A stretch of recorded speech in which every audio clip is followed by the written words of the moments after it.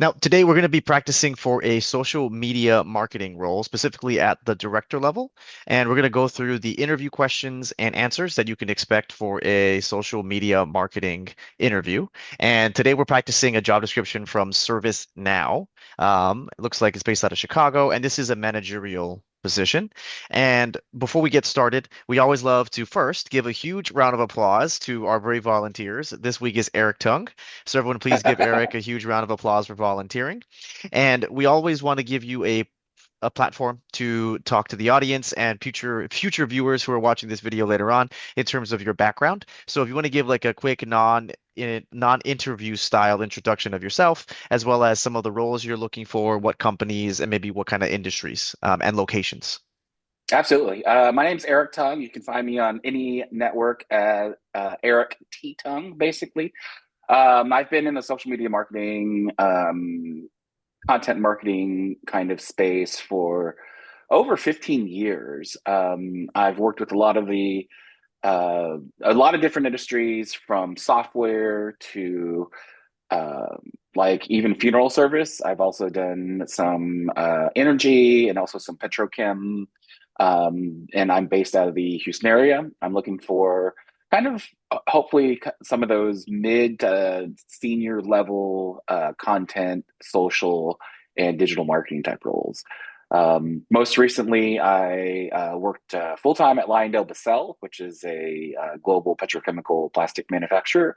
And I also do a little bit of freelance on the side, such as at Civitas Residential there. And so, as Albert has mentioned, how these generally work, if this is your first time watching, I'll play the role of an interviewer slash hiring manager, and Eric will be himself pretending to practice for an upcoming interview. And we try to do a mixture of the behavioral and hypothetical and some of the like research common style questions as well. That way we can make sure everyone gets a good sense of everything. And typically, I don't give any hints or tips unless you get totally stuck. And because this is a practice interview, if you do want to read your notes or if you want to reference other documents and read off of them, that's totally fine because this is a practice environment. And then so at the end of each Sure. question, then I'll put on my like coaching hat and then we'll provide some comments and feedback about things that Eric did well, things of areas of improvement, and I'll also point out things that you as a general audience member can take using your interviews to improve going forward as well. Eric, All right. thank you so much for applying for our ServiceNow Director Social Media Marketing role. Why should we hire you as our Director of Social Media?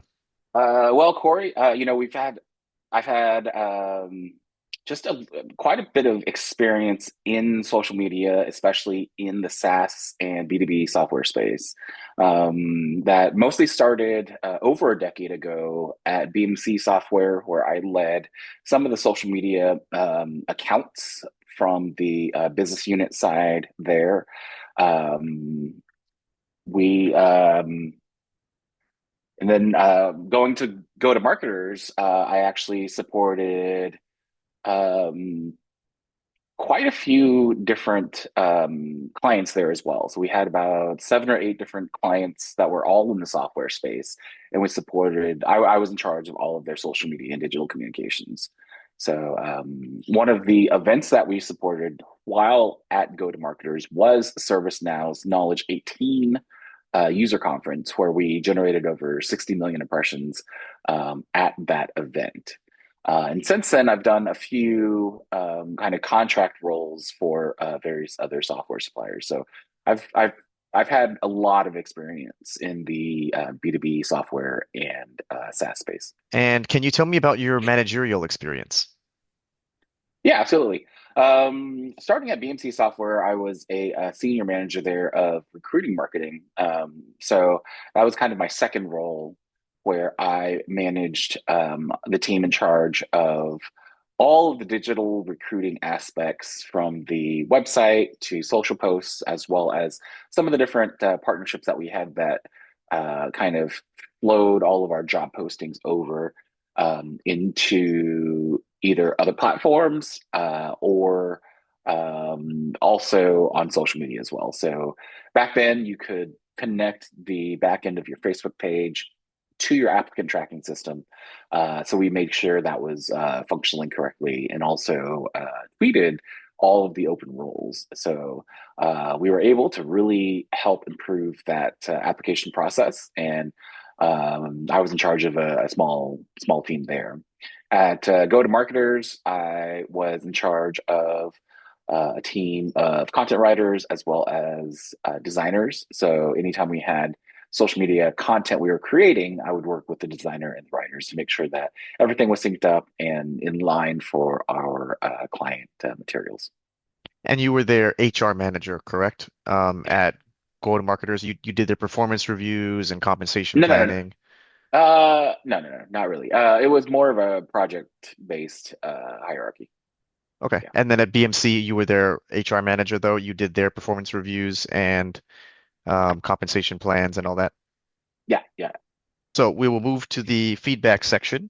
So anytime you get the why should we hire you, the tell me about yourself, the Mhm. walk me through your resume, they're all basically the same question usually. And so they all kind of have the same answer.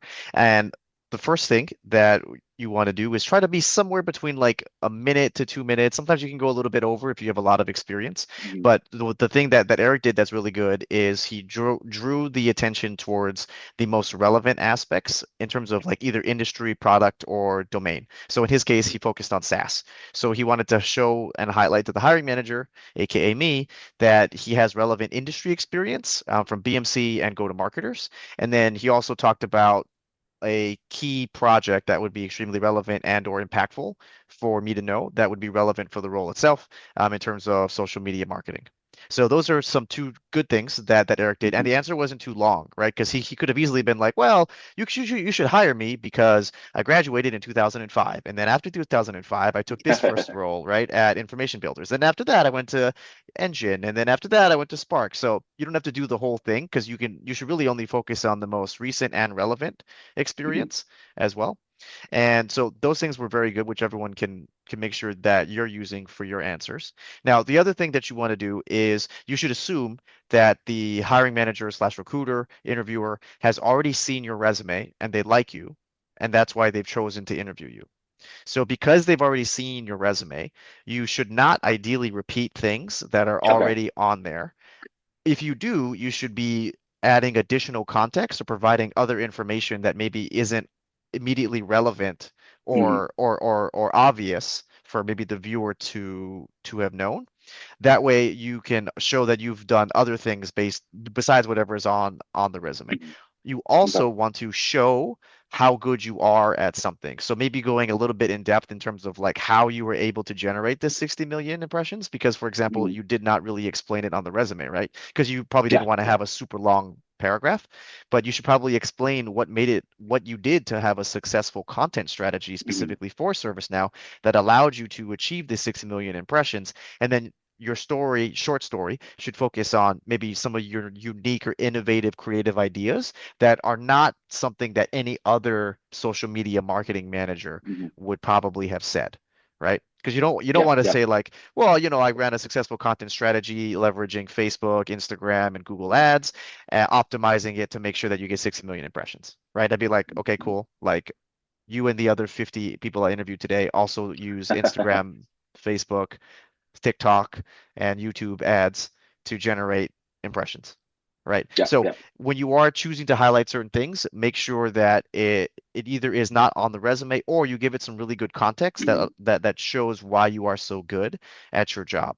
Now, Okay, in great. Eric's case here, the one thing I do want to point out, right, is as you're drawing attention towards these roles, because they're a little bit farther down in your resume, the elephant in the room would be, okay, Eric hasn't done any relevant work for me for this industry since Mhm. 2018.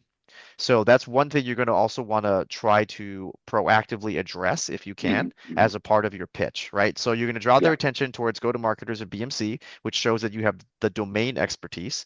Now you should probably give me a little bit about what you've done since then, yeah. because I'm now thinking he didn't highlight any of this. Mhm. So Eric believes that everything since 2018 is not relevant for me, which is probably not true, right? Maybe you learned Yeah, some yeah, yeah. innovative marketing techniques or you had some really awesome achievements, but they were just not in the SaaS space, Mhm. something like that, right? That way you can still give me confidence that you have relevant and recent work experience that I would care about as a hiring manager, right? Maybe Okay. you got better managerial expertise or something, or who knows, right? Maybe you Hmm. expanded from Hmm. just focusing on US to global roles, and that's why, you left go to marketers to go to Service Corp or Hmm. London based. Who knows, right? But like Hmm. you had a little bit more time to kind of give me some of that additional context from more recent times, Okay. right? Absolutely. Yeah. Cool. Any questions on the feedback? Nothing for me. I mean, I once I had finished the initial question about why I should get hired, I then thought, well, obviously, ServiceNow is doing some amazing things in AI when it comes to, reducing like response times and improving customer service, and all that's really exciting stuff. So, it's definitely something that I would definitely have wanted to talk a little bit more about that I didn't. Okay. Yeah. I'm not sure that part you may need to spend too much time on Yeah. because Okay. for this first question, they're really going to care about, okay, do you have relevant and recent experience? That's like a Yeah. perfect fit for exactly what I need. And then also try to proactively talk about your managerial experience because that is a big part of this role as a director, is you would Yeah. be managing a team. Okay. Yeah. What are your thoughts about? So I do have more recent software social media experience, but they were contract roles, and I didn't want the resume to be too cluttered. Would you advise substituting that in for this particular application, and in place of some of these other roles, or how would you incorporate those? But I assume you did them probably in conjunction while you were working at, I don't know, A little bit Val. before that. I think it was like 2022 or 20, yeah, 2022, 2023, somewhere in So that it'd time be frame. between these two roles? Yeah. Yeah. I mean, if you had the time, yeah, I Mhm. would like I would put that in, and then you could remove like you could make your education section shorter if you Okay. wanted. My education section's my favorite. I get to tell people I co-wrote the first accredited undergraduate degree in social media, and I'm currently a digital marketing instructor as well. So um, I would hope Um, that would kind of establish the thought leadership kind of angle. do you have a summary at the top? Yes, I but would have put that here, right? Because okay. this is your last section. So most honestly, like as a recruiter, I like once you Mhm. start working for more than 5 years, I don't even look here. Okay. Okay. Yeah, yeah. And Gotcha. also like being frank, being certified in something is not as Mhm. good as just delivering good results, right? And at Okay. this level, as a director, Mhm. I'm not going to be like, well, I would have hired Eric, but he's not a certified instructor in digital marketing, so Mhm. I don't think so, right? Or vice versa, right? It's like, well, what do you think about Eric? What's the most impressive thing he's done? I don't know, but he teaches a class on social media marketing, though, Mhm. right? They much rather have someone who like crushed it at their last job doing something, right? Yeah. Yeah. But if you do want to draw attention to it, put it in the summary Okay. because we're for sure going to take the time to read this. You don't know if I'm going to take the time to go all the way down here, right? Okay. Yeah. And then if you wanted to save space, you could probably condense because you have recognitions and you have honors and achievements, right? Mhm. So maybe pick and choose Okay. one section or the other, and then that could also give you more space if you wanted to put something between right here, right? Mhm. Um, Mhm. can you tell me about your most innovative social media marketing strategy that you came up with?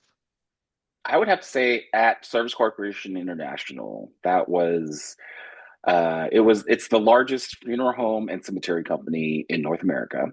And I was working there during COVID. So obviously that really upended all of the different processes that we had. So at the time, we were trying to figure out what the best way to incorporate a live stream into a funeral service was. This was a time when no one could travel to go to a funeral service anymore. And so you have kind of that need that people have to really connect with their family members one more time.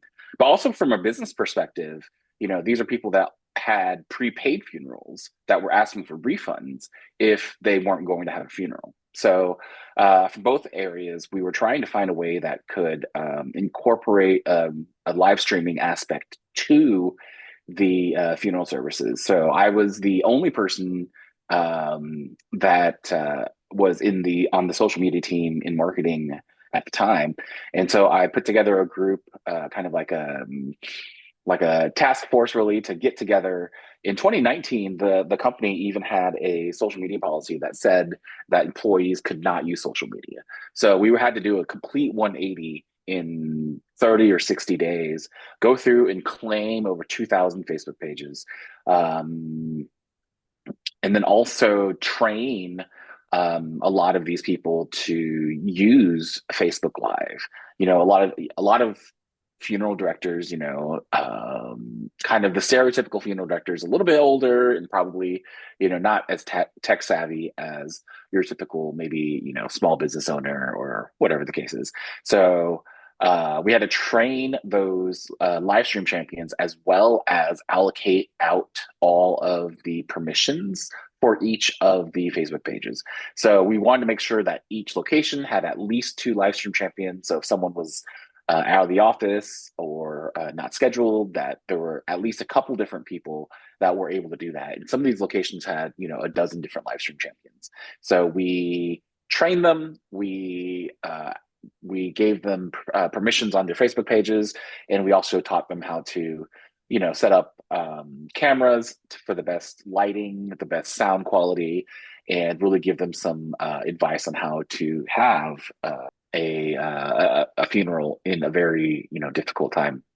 So we ended up doing about 65,000 live stream funerals through that program, and had about 25 million viewers through that live streaming program. You came up with a Facebook Live social media marketing campaign, or are you using the Facebook live stream in order to execute on the business end during COVID because Mhm. people weren't able to meet in person? I'm trying to understand the difference Yeah, yeah, between yeah. the business operations live stream usage versus your social media marketing strategy using Facebook Live. Yeah, yeah. I mean, it was more of an operational use of the platform so that we were still able to conduct funerals in a time when people weren't able to get together. Okay, so can you give me a different example of a social media marketing strategy that you came up with that was very innovative? Yeah, I would say, at Lion Del Basel, more recently, the previous person that was in my role really kind of restricted the number of posts that they were posting out onto LinkedIn. So at the time, we had probably 170,000 LinkedIn followers, and it was pretty restrictive as to the check boxes you had to check off to be able to qualify to post on the global platform, basically. So I went through and created, I think, a little bit more of an engaging strategy when it comes to content. We were able to use targeting to really bring in kind of more of a local feel to some of the posts. So, for example, we had a very large office in Rotterdam, so they were always, whether it was a local, product announcement or a nonprofit they were supporting, we were able to broadcast that, but only targeting those local people within the country or within the region. And then we also increase the amount of social posts. So in the past, they really just kind of posted one thing and one post and moved on.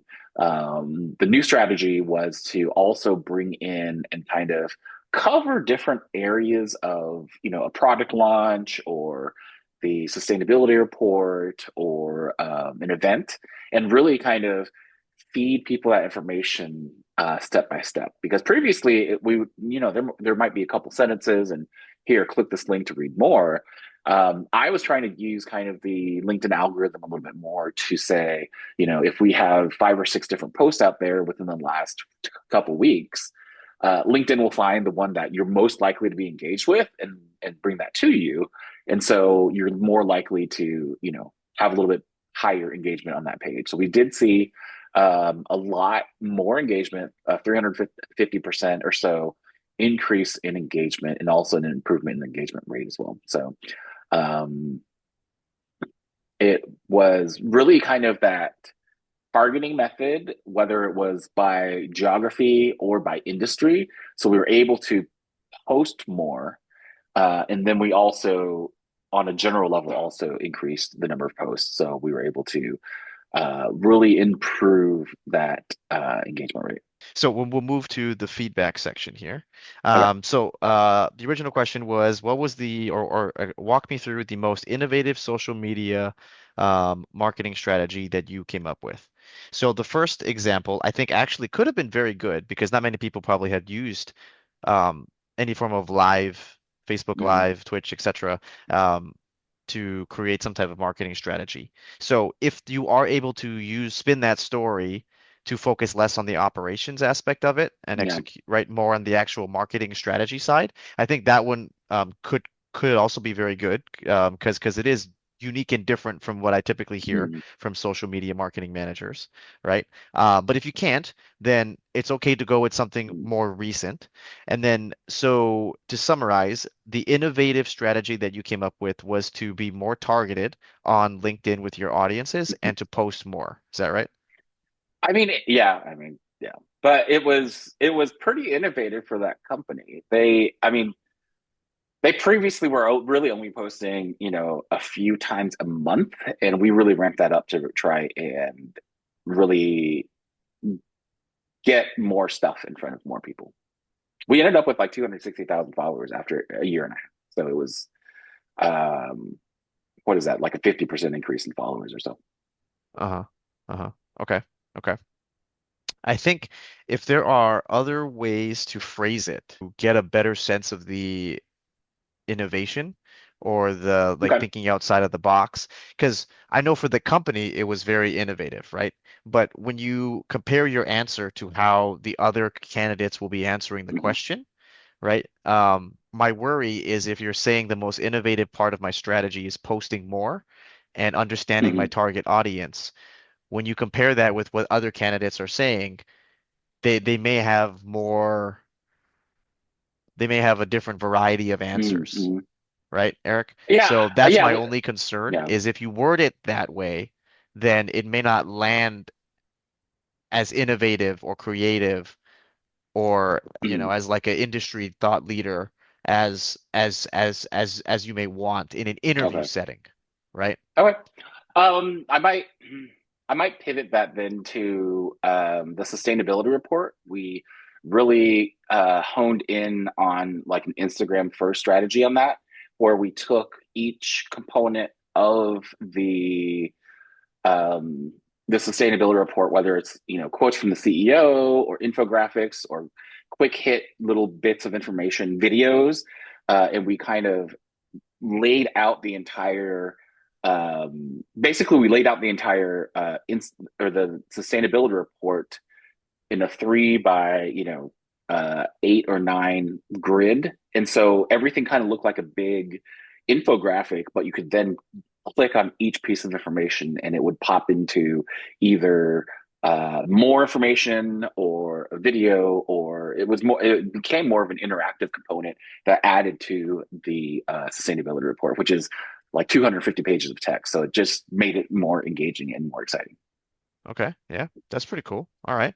Yeah, yeah. Um, and then the other part of the answer that I do think is missing is you do talk about your results in terms of like the increase of, users or engagement, Mm-hmm. right? But as someone who works in marketing, from a business perspective, the one thing they care about is then how did that translate into business impact, Mm-hmm. right? And that is one thing that Yeah. I'm seeing is kind of missing on the resume overall too, right? Is Mm-hmm. the so what afterwards. Because you increase Okay. monthly users, amazing. 650, 750% boost in engagement, amazing. What did that lead to?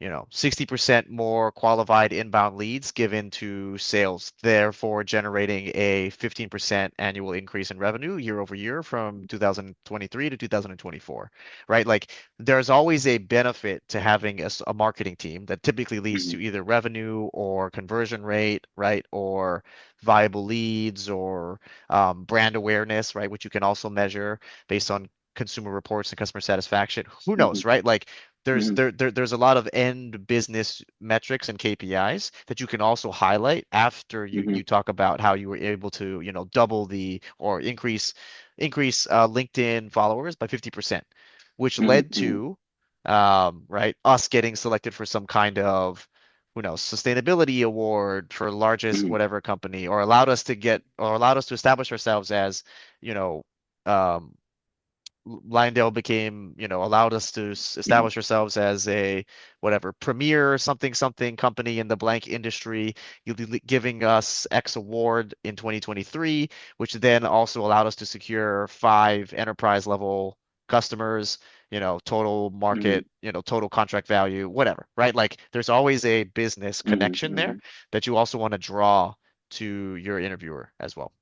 And then for folks who are in marketing, that goes for all of you as well. Talk about your engagements, your clicks, etc., conversion rates, but then of course, make sure you connect that back to your business results. Let's say I gave you the social media director role, knowing that our leads came through many avenues, such as events, website, blog, email, etc.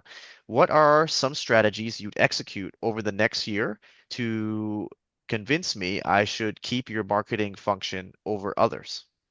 So I think, one thing that I've always done with my experience is really sit down and analyze the data. There's always more information you can glean from the available leads created, what channels are coming through, as well as what's that cost per lead. So, we would really sit down and try and figure out what are those areas that are producing not only necessarily the cheapest leads, but also the best quality leads. So there's a little bit of a balance between both of those functions. I went through and had to take a look at all of their incoming leads, where they were coming from. They had a lot of paid search. They had some word of mouth and referral. And then we also had paid and organic Facebook, LinkedIn, some content on the blog that we were also putting in some lead generation components in as well. So we really had to sit down and figure out, where were all the leads coming from? What are those costs for each of those leads? And then also, by the end of it, like what the best converting leads ended up being as well. So they had implemented HubSpot, but they really didn't. They hadn't sent an email ever. And they also didn't have it connected to Meta to flow those leads directly in from Meta Business Manager into HubSpot. So I set them up with kind of um, a two campaign paid Facebook campaign, where the first component I'm of going it to was interject really real trying. quick, Yeah, Eric. I'm going to interject. yeah, I'm gonna drive your attention back. So I'm asking, what would you do if you were here at yeah. ServiceNow, not what you had done for Okay, Civitas? okay. So I would say, yeah, I mean, I would really dive into those numbers and see where the leads are coming from, what the most productive leads are, and then really, kind of hone in and try and tweak some of those to our favor.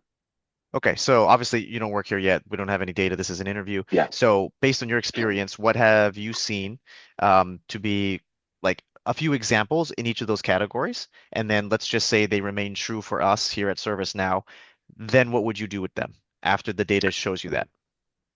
I think then you need a test. So bring out your A/B tests, test various platforms, test creative, test different funnels and setups, and see, where people are coming from. Is there something that you can do that helps to optimize those conversions? Are we able to take any additional pages out of the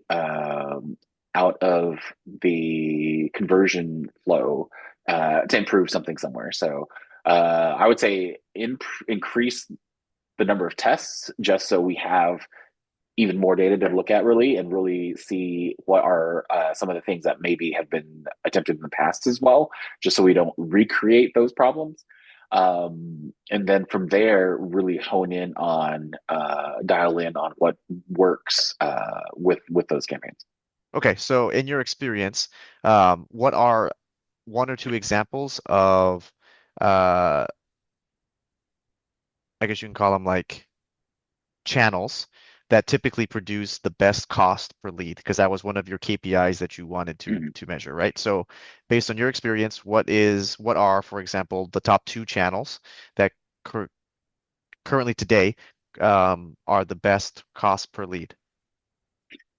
I would say organic search is a good one. These are people that are already looking for your business or your service or your product, and typically, that is paired up with the SEO. So, for example, at Civitas, I helped to create over 90 blog posts that were all targeted to bring in more organic search.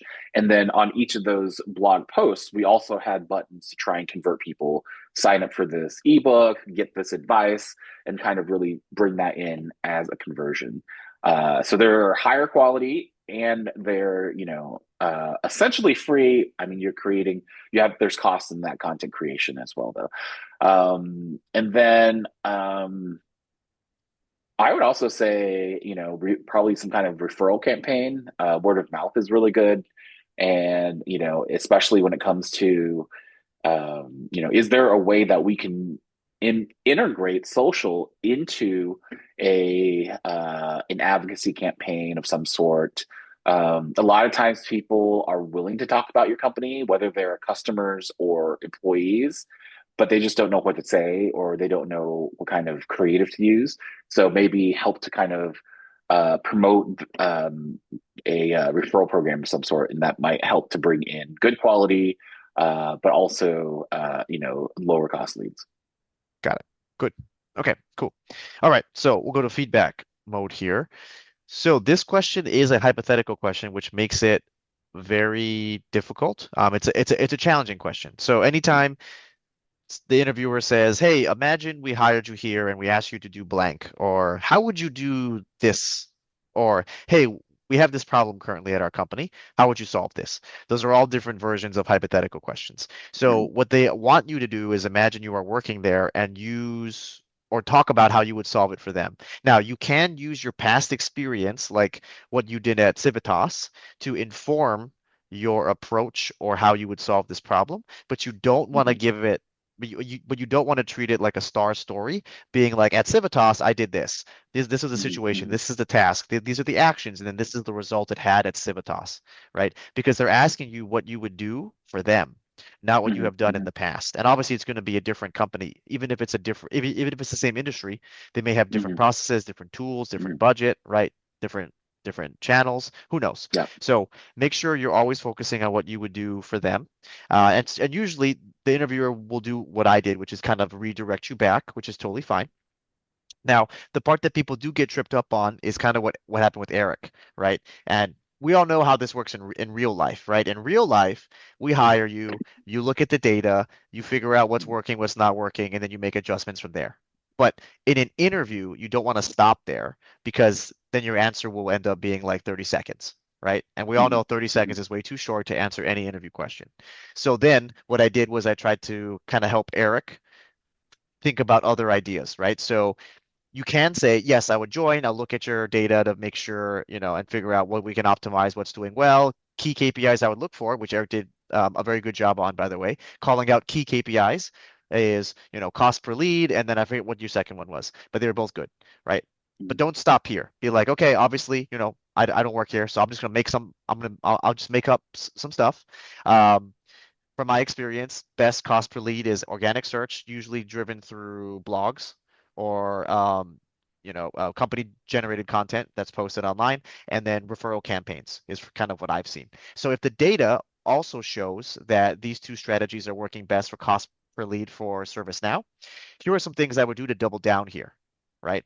So what I've seen work historically well in the past is option A and option B, right? I like option A over option B because blah, blah, blah, blah, blah. For ServiceNow, I feel like this would actually be better, right? Mhm, Done. mhm. That's your first half of the answer. The second half of your answer is the second KPI you mentioned. What was the second KPI besides cost per lead? What's the conversion rate? Conversion rate. So obviously I look at your data, but I don't work here, so let's make some stuff up. Typically, from my Mhm. experience, the channels that have the best conversion rate are for a SaaS-based Um, company, typically the best channels that have, the best conversion rate would yeah, be, uh, online web content, okay, PPC, web content and paid search. paid search. Cool. So No, whatever, it doesn't matter. yeah. You pick those two. You pick those two, right? And then you go, okay, so if I were to double down on these as well as a part of my Yeah. strategy over the first year, I would want to do this and this. Here are my these are the two options, right? I like option A for ServiceNow because as a SaaS-based company, what I've seen in the industry is customers tend to blah blah blah blah. Done. That should bring your answer to about 5 minutes. And what you've done here is you've shown that you're good with data because you called out two really important KPIs. You could have picked anything, but you picked these Mhm, two that are the most important. Then you gave me examples of how you would actually do these things. And you told me what options are better than the other one based on certain mhm, scenarios that you may or may not know, right? But okay. that's what makes you a really good candidate in these hypothetical questions is because you can show them options, right? And then you can Mhm, explain to them which one would be better depending on the scenario. Because then they're mhm, like, oh, mhm, great, I can hire Eric, and if it's this, he can do it, and if it's this, he can do it, right? mhm, Versus the mhm, candidate that's like, I think organic search is the best. It has the cheapest cost per lead. I double down on the blogs. But then Eric comes in and he's like organic search mhm, and this, or blogs mhm, and this, right? And then he mhm. walks you through all these scenarios. That's the best way to kind of stand out in these hypothetical questions. We obviously have to do a team management question. So, Okay. Eric, what would you do if someone on your team was underperforming here at ServiceNow? And what if the obvious things to improve or change behavior do not work? One of the important things is really, treat them like a person and really, find out what's kind of at the core of that. If someone's coming in late to meetings, if they're not performing, if they're not getting their work done, do they have everything that they need? Are there tools or, is there any other way that you can make something more efficient?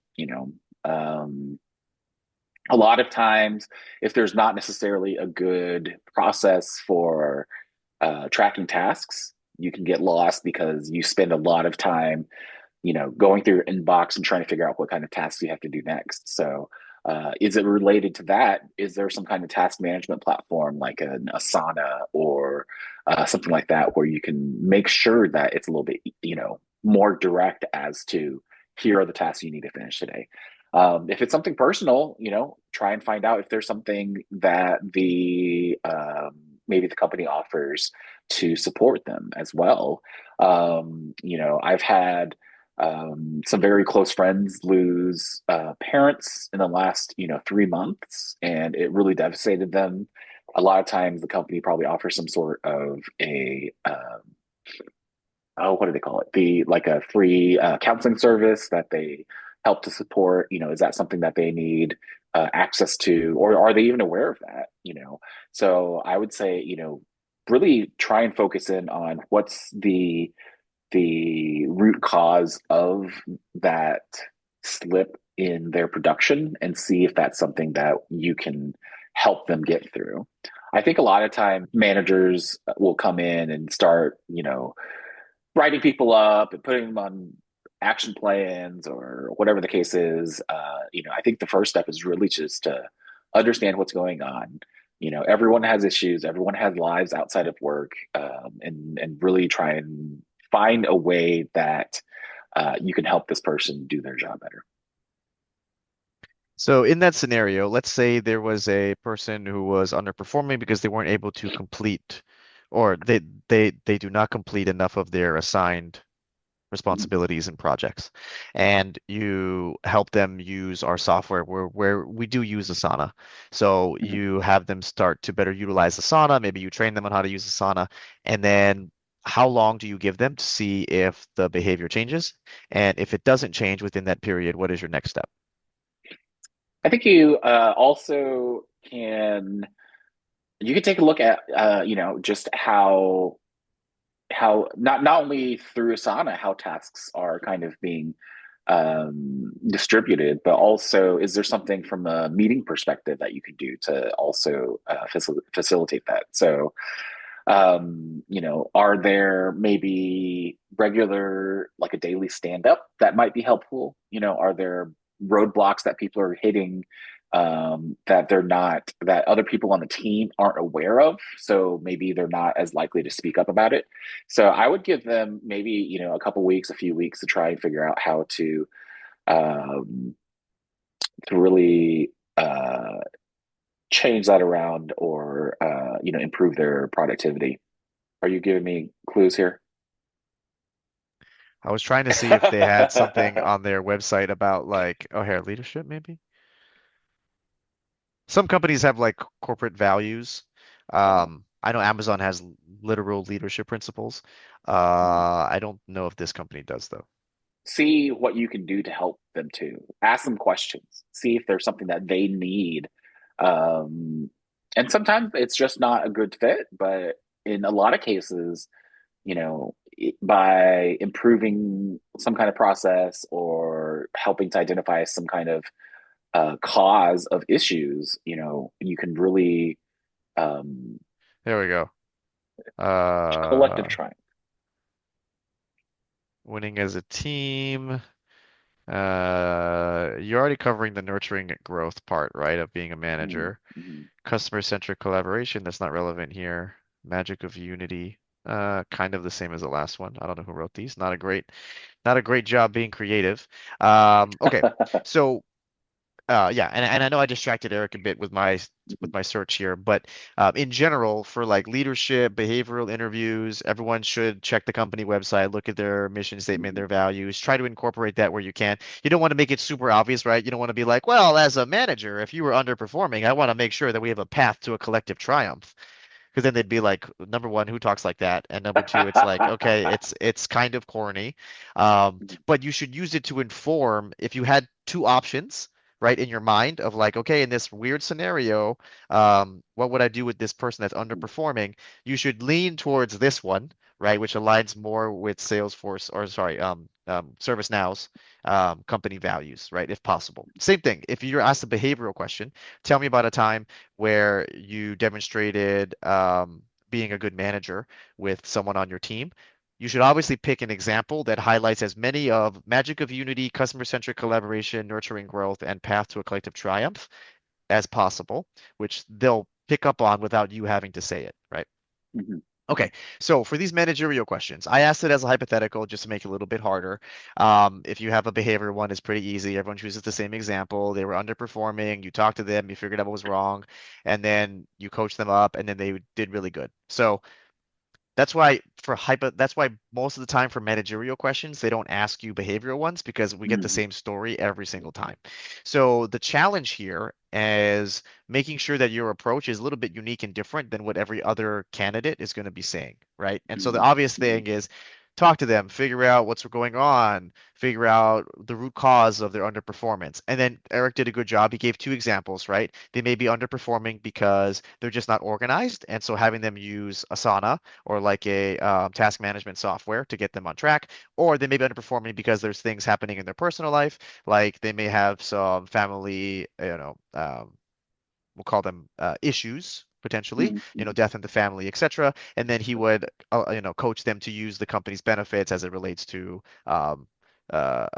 counseling services and Mm-hmm. bereavement leave, and then making sure that the team is staffed up enough to support that person's projects and deliverables while that person is dealing with things in their personal life, right? So it's good in a hypothetical scenario to give two different imaginary scenarios and then how you would solve them because it shows that Mm-hmm. Eric has handled both of those situations before and he's a flexible, fungible manager. But then just be prepared for like those follow-up questions, which is like, okay, what if that doesn't work? right? Which is the Mhm. obvious thing. And then of course everyone's going to say, well, if it doesn't work, I put them on a PIP, right? Because Yeah. that's usually what everyone says. So Mhm. if you can try to come up with something outside of that, if possible, just so you kind of stand out as a manager from the rest. But these Mhm. questions are a little bit harder to kind of stand out because everyone's going to have the same solution, which is put them on a PIP if it doesn't work, which is the Mhm. obvious answer, right? So that's where like these values and things kind of help inform you or give you hints or clues as to what you may want to think about doing, right? Like, oh, Yeah. maybe if I make them feel more like they're part of a team, and bring the team closer together. This shows them that they're not just working to execute on their own parts of the project, but they're actually helping a Mhm. broader organization, creating that sense of unity, right? And then you can kind of build on that or something. In your experience, how do you determine the right balance of organic versus influencer social promotional strategies? I think so. For something like ServiceNow, it's a highly technical product. A lot of the nuance of, for example, one release to another probably won't be uh, it won't be carried by an influencer, right? Some of your super um, technical bloggers or something would probably understand some of the material that you're presenting, but a typical influencer probably wouldn't be the best. So I would say it's on a campaign by campaign basis. Is there something, you know, uh, kind of overall on a larger scale that you can, that you can convey through an influencer program or through an influencer directly that might be the launch of a new module or a new partnership. So I would say, you want to uh, take the type of campaign it is and then gauge that and measure that to see um, what the best channels might be. Um, there, you could also have kind of at a couple of different former employers, we helped to create kind of an advocacy program where we helped to kind of produce the material that helped people kind of share that information. So it was kind of like a guided influencer program where some of the content that we had, we would produce, some sort of uh, copy and some creative and kind of send it out to people that were friends of the company that would share that. And then we were able to kind of increase the number of impressions, engagements, and ultimately web traffic based on from those programs. But generally on a highly technical kind of product, you probably don't want to just send someone a press release and have them come up with some influencer content. You probably want to guide them as much as you can. I am not super familiar in this space, but it looks like they use influencers for internal/external events, That would announcements, be good. Yeah. and strategic partnerships, I guess. Um, that's So why I came up with this question. that's actually what we did at Go to Marketers was we were a media company attending the conference Uh-huh. and interviewing some of the speakers and attendees on their thoughts and then packaging that up into like 15-minute videos and then sharing that. So that's definitely a good concept when it comes to kind of capturing the buzz on the conference floor, some of the announcements, what people are talking about.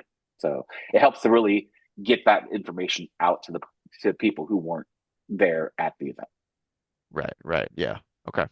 And then I guess I mean, my assumption is influencer is not like the traditional influencer in these Yeah, like yeah, highly technical like B2B SaaS spaces, right? So the influencer though could be like it's like the COO of Apple or whatever is yeah. at your Mm-hmm, conference or whatever, and then you have like they're your influencer, right? They're like, yeah, mm-hmm, Apple, we love ServiceNow. We've been a customer since 2020 before they even incorporated all these new AI features. And now I'm here mm-hmm, at the whatever ServiceNow annual sales kickoff. And I was so excited about X, Y, and Z features, you know.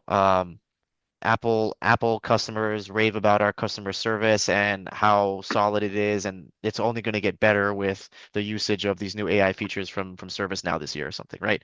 They're now your like influencer, and then how you leverage that for, LinkedIn or whatever it may be, thought leadership, etc. I assume there's some kind of strategy that you all do. And then we do have other videos besides social media marketing if you want to look at previous mock interviews that we've done both on my YouTube channel and then also on Albert's YouTube channel as well.